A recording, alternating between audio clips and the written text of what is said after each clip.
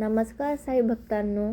श्री साई सच्चरित्र हा केवळ ग्रंथ नसून तो जगण्याचा मार्ग आहे.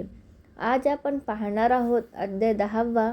या अध्यायात हेमाडपंतांनी बाबाच्या शिर्डीतील वास्तव्याचं, त्यांच्या साधेपणाचं आणि त्यांच्या अगाध लीलेचं असं वर्णन केलं आहे जे ऐकून आपलं मन भक्तीने भरून येईल.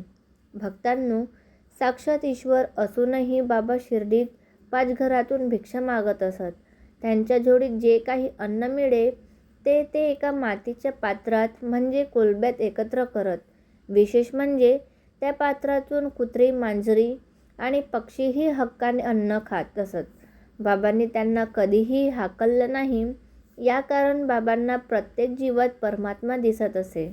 हा अध्याय आपल्याला शिकवतो की ईश्वराच्या दरबारात सर्व जीव समान आहेत. या अध्यायातील सर्वात थक्क करणारी गोष्ट म्हणजे बाबांची झोपण्याची पद्धत.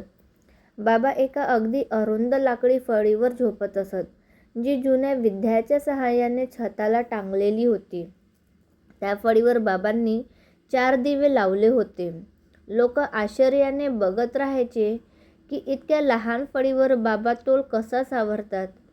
ही लीला म्हणजे बाबांच्या योग सामर्थ्याचा एक पुरावाच होता.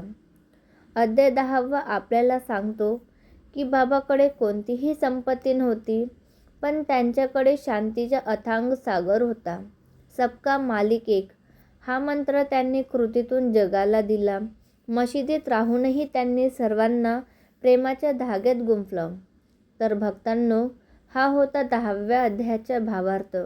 तुम्हाला ही माहिती कशी वाटली हे कमेंटमध्ये नक्की सांगा आणि ओम साईराम लिहायला विसरू नका. पुढील अध्यायासाठी चॅनलला सबस्क्राईब करा. साईबाबा तुम्हा सर्वांचं कल्याण करोत.